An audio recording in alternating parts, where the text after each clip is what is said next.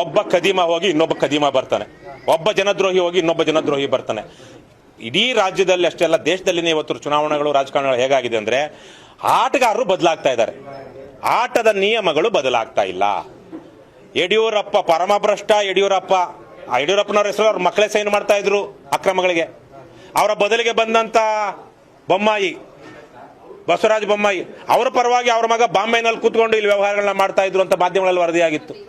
ಅವ್ರ ಜಾಗಕ್ಕೆ ಬಂದಂತ ಸಿದ್ದರಾಮಯ್ಯನಿಗೆ ಮಗ ಸೀಟ್ ಕೊಟ್ಟ ಅಂತೇಳಿ ಇವತ್ತು ಮಗನನ್ನ ಏನು ಸಮಾಜವಾದಿ ನನಗೆ ಚುನಾವಣೆ 2013ರಲ್ಲಿ ನೀವು ಮೈಸೂರಿನ ಮಾಧ್ಯಮ ಮಿತ್ರರು ತಿಳ್ಕೊಳ್ಬೇಕು. 2013ರಲ್ಲಿ ಸಿದ್ದರಾಮಯ್ಯ ಕೊಟ್ಟಂತಹ ಹೇಳಿಕೆ ಏನು, ಇದು ನನ್ನ ಕೊನೆಯ ಚುನಾವಣೆ. 2018ಕ್ಕೂ ಕೊನೆ ಚುನಾವಣೆ ಆಗಲಿಲ್ಲ, 2023ಕ್ಕೂ ಕೊನೆ ಚುನಾವಣೆ ಆಗಲಿಲ್ಲ.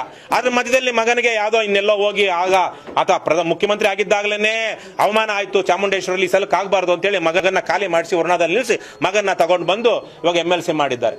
ಹಾಗಾಗಿ ಸಿದ್ದರಾಮಯ್ಯ ಜಾಗಕ್ಕೆ ಇನ್ನೊಬ್ಬ ಅಯೋಗ್ಯ ಬರ್ತಾನೆ. ಯಾವ ಅಯೋಗ್ಯ ಗೊತ್ತಿಲ್ಲ ನಮಗೆ, ಬರ್ಬೋದು. ಯಾಕಂದ್ರೆ ಇದೆಲ್ಲ ಯಾವುದು ಶಾಶ್ವತ ಅಲ್ಲವಲ್ಲ, ಬರಬಹುದು, ಏನೂ ಬದಲಾಗಲ್ಲ. ಜನ ಎಲ್ಲಿ ತನಕ ಹಣಕ್ಕೆ ಹೆಂಡಕ್ಕೆ ಜಾತಿನ ನೋಡ್ಕೊಂಡು ಪರ್ಯಾಯವನ್ನ ಬೆಂಬಲಿಸದೆ ಈ ಪರಮಭ್ರಷ್ಟ JDS ಕಾಂಗ್ರೆಸ್ BJP ಜೊತೆ ನಿಲ್ತಾ ಇರ್ತಾರೋ, ಅವ್ರಿಗೆ ಬೆಂಬಲಿಸ್ತಾರೋ ಅಲ್ಲಿ ತನಕ ಮುಖ್ಯಮಂತ್ರಿ ಹೆಸರು ಬದಲಾಗುತ್ತೆ. ಮುಖ್ಯಮಂತ್ರಿ ಕಚೇರಿಯಲ್ಲಿ ಅಥವಾ ಸರ್ಕಾರದಲ್ಲಿ ಆಡಳಿತದ ನಡೆಯುವಂತ ಏನೇನು ಅಯೋಗ್ಯ ಜನವಿರೋಧಿ ಧೋರಣೆಗಳು ಕೆಲಸಗಳು ಇರುತ್ತೋ ಪಾಲಿಸಿಗಳು ಅವೇ ಕಂಟಿನ್ಯೂ.